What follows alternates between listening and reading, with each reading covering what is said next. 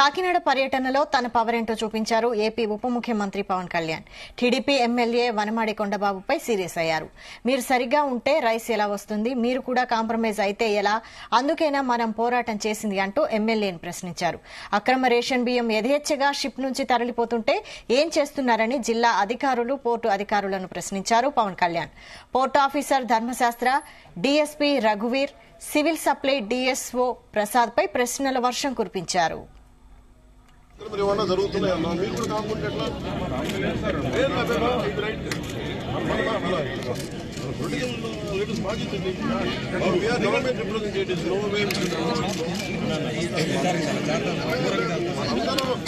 Fight చేసింది, కొట్లాడింది అక్రమ రవాణా బియ్యం ఉన్నది. మరి మనందరం కూర్చొని మనం చూస్తూ ఉంటాం. Let's take action on him. I think he's not.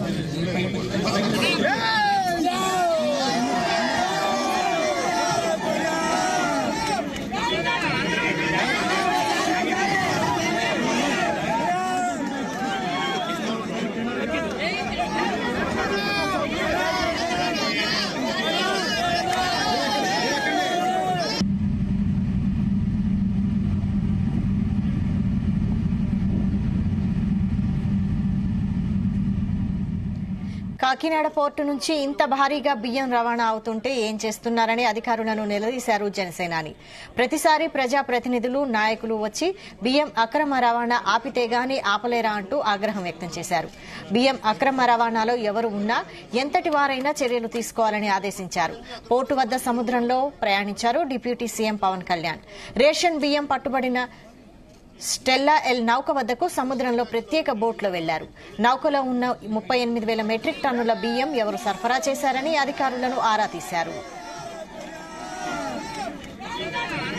ఇదే అంశంపై మరిన్ని అప్డేట్స్ మా ప్రతినిధి ప్రసాద్ అందిస్తారు. ప్రసాద్, వైశాలి, కాకినాడ పోర్ట్ లో కావచ్చు, లేదంటే ఇటు సముద్రంలో ఏదైతే లంగర్ వేసి ఉన్న స్టెల్లాయల్ షిప్ వద్ద కావచ్చు, డిప్యూటీ సీఎం పవన్ కళ్యాణ్ చేస్తున్న తనిఖీలు అటు అధికార వర్గాల్లోనూ ఇటు రాజకీయంగా కూడా ప్రకంపనలు సృష్టిస్తున్నాయని చెప్పవచ్చు. మధ్యాహ్నం 12 గంటలకు ప్రారంభమైన పర్యటన ఇంకా కొనసాగుతుంది. ప్రస్తుతం పవన్ కళ్యాణ్ ఏదైతే ఈ స్టెల్లాయల్ వాడలో షిప్ లోకి ప్రవేశించడం జరిగింది. అక్కడ దాదాపు పవన్ కళ్యాణ్ తో పాటు మొత్తం ఇంకొక 20 మంది వరకు కూడా షిప్ లోకి వెళ్లి మొత్తం పరిశీలిస్తున్నారు.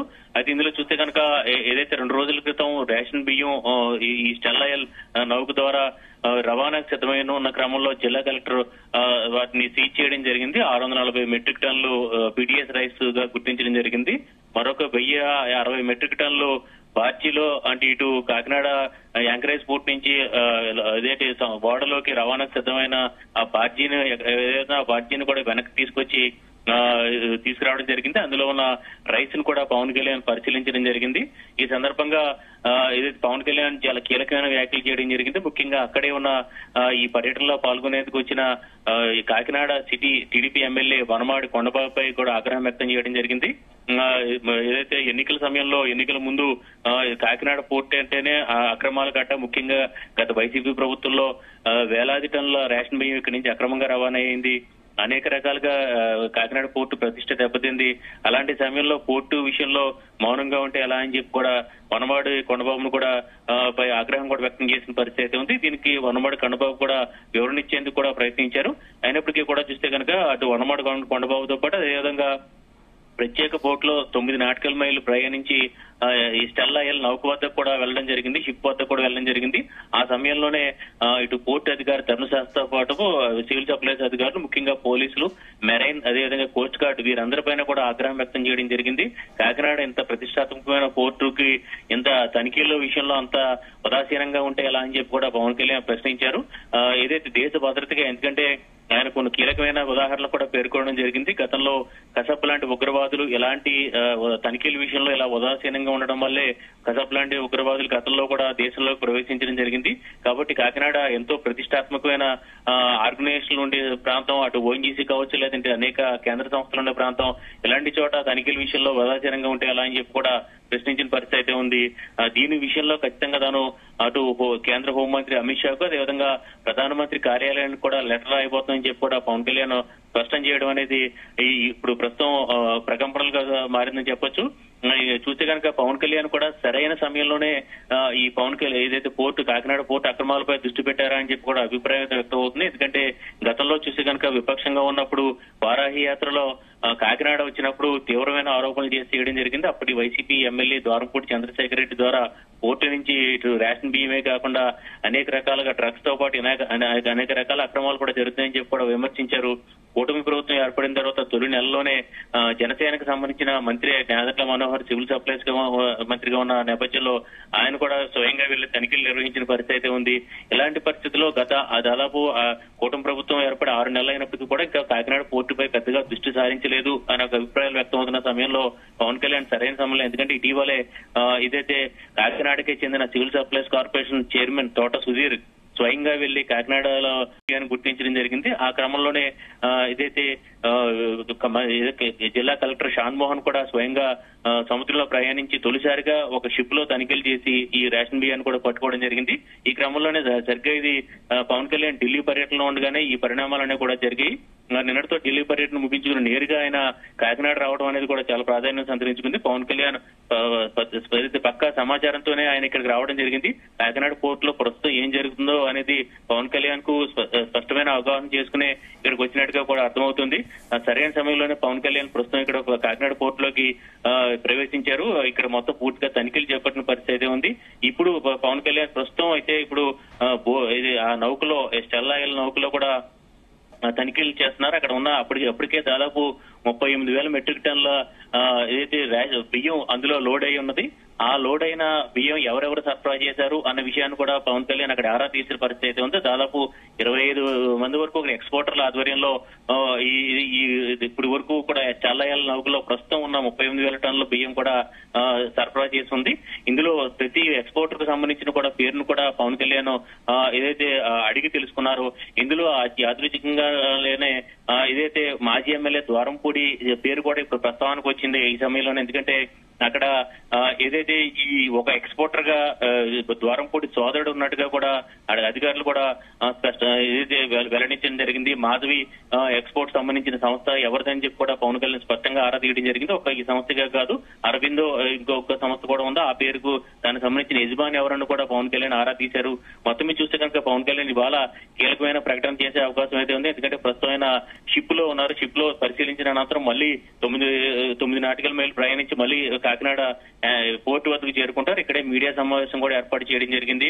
మొత్తం మీద అయితే దీనిపై పూర్తిగా అవగాహన తెచ్చుకుని కాకినాడ పోర్టులో మాత్రం అధికారులు అయితే పూర్తి ఉదాసీనంగా ఉన్నారు. ఇటు పోలీస్ శాఖ అవ్వచ్చు, లేదంటే ఇటు పోర్టు అధికారులు, అదేవిధంగా కోస్ట్ గార్డ్ మెరైన్ వీరందరూ కూడా ఉదాసీనంగా ఉన్నారు.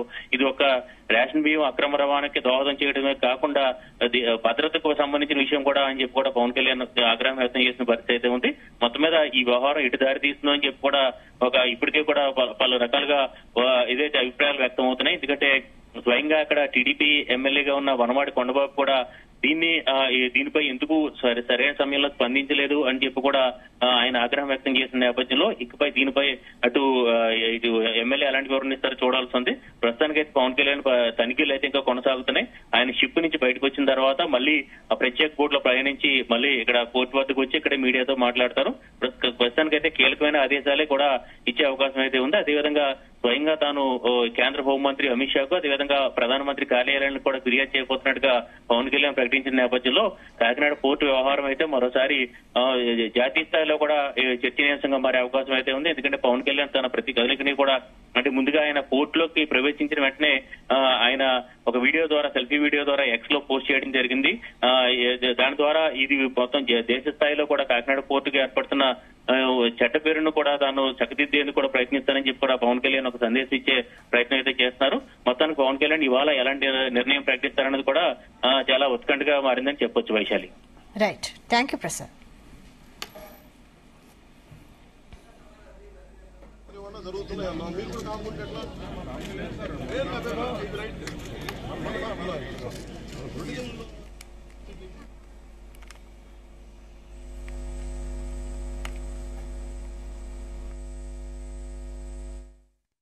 అక్రమ రవాణా బియ్యం ఉన్నది.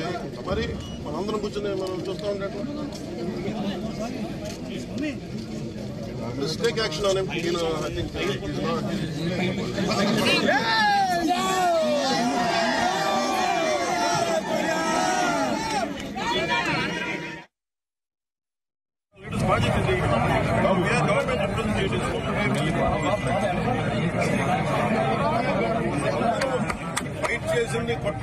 అక్రమ రవాణా బియ్యం ఉన్నది. మరి అందరం కూర్చొని మనం చూస్తూ ఉంటాం. పైన స్వామి అది పగిలిపోతున్న కెమెరా.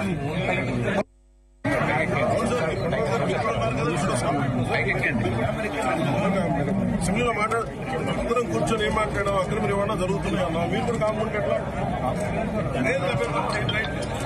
మన పొలిటికల్ లీడర్స్ అక్రమ రవాణా బియ్యం ఉన్నది.